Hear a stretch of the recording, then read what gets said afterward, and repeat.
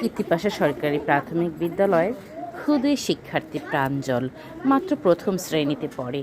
সে কখনো এত লোকের সামনে দাঁড়িয়ে কথা বলা তো দূরের কথা, কোনো দিন কিছুই বলেনি। স্কুলে নতুন ভর্তি হয়েছে, প্রথম দিকের ক্লাস, সে তো লজ্জায় কারোর সাথে কথাই বলতো না। তো তাকে আমরা যখন মার্চের একটি প্রোগ্রামে তাকে সামনে দাঁড় করিয়ে দিয়ে বললাম যে তোমাকে কিছু না কিছু করতেই হবে। হ্যাঁ, তবে তার মা কিন্তু তাকে সব সময় চেষ্টা করতো বাসায় বসে কিছু না বলাতে, কিন্তু কিছুই বলাতে পারিনি। তো আমরা যখন আমাদের স্কুলের এই প্রোগ্রামে প্রায় 100 স্টুডেন্টের সামনে যখন বলতে বললাম তোমাকে কিছু করে যেতে হবে, সে তো প্রথমে লজ্জায় যেতেই চায়নি, পরে কিন্তু সে গানও করেছে, কবিতাও করেছে। আর এই যে যারা একটু বড় ক্লাসে উঠেছে, এখন ক্লাস 3 কিংবা 4-এ পড়ে, তারা কিন্তু এখন অনেক স্বতঃস্ফূর্ত।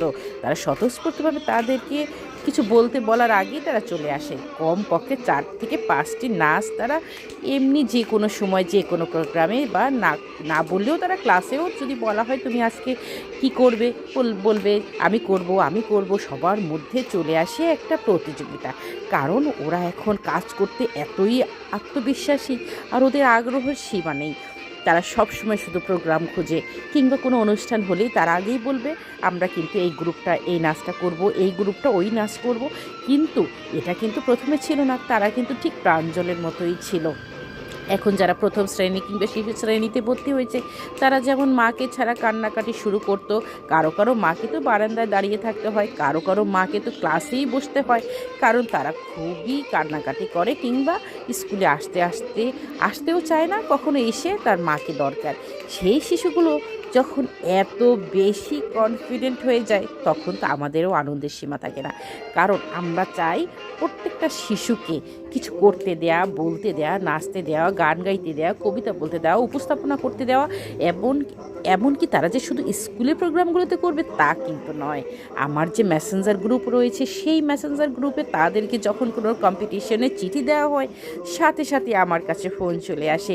কেউ কবিতায়, কেউ নাচে, কেউ চিত্রাঙ্কন, কে কী করবে তাই নিয়ে হিমশিম খেতে হয়। কখনো কখনো একজন প্রতিযোগীর নাম পাঠাতে গেলে তো আরও বিপত্তি, কারণ তারা ওই একজন প্রতিযোগী আমি কি করে বাছাই করব, কারণ কমপক্ষে 10 থেকে 12 জন শিক্ষার্থী তো নাচতে পারে, প্রায় 15 থেকে 20 জন শিক্ষার্থী তো গাইতে পারে।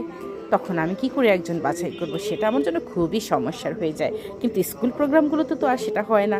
তখন তো তাদেরকে আমার অন্তত 1 থেকে 1.5 ঘন্টা সেই সুযোগটুকু রাখতে হয়।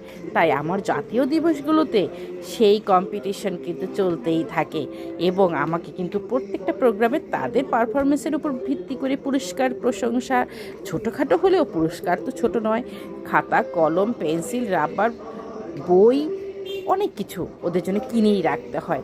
কারণ ওরা এত কষ্ট করে নাচবে, গাইবে, কবিতা বলবে, ওরা যা যা পারে তাই করবে, তখন তো আমাকে পুরস্কার না দিয়ে উপায়ই নেই।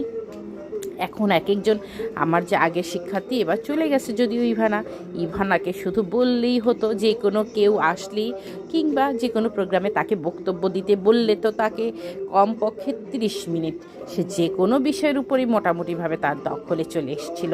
তাকে উপস্থাপনা করতে দিলে সে তো অনেক সুন্দর করে উপস্থাপন করতে পারত। এখন যেমন আমার আরও অনেক শিক্ষার্থী তৈরি হয়ে গেছে, এটা কিন্তু একদিনে তৈরি হয় না, তাদেরকে তৈরি করতে হয়। আমার যেমন সেই মঞ্চ, সেই ক্ষুদে মঞ্চ, পারফর্মার মঞ্চ, সেই মঞ্চে ওরা বলতে পারে, ওদেরকে রচনা লিখতে দিলে লিখতে পারে, ওদের সুন্দর হাতের লেখা রয়েছে। অবশ্য সবাইরই যে সব প্রতিভা থাকবে তা কিন্তু নয়।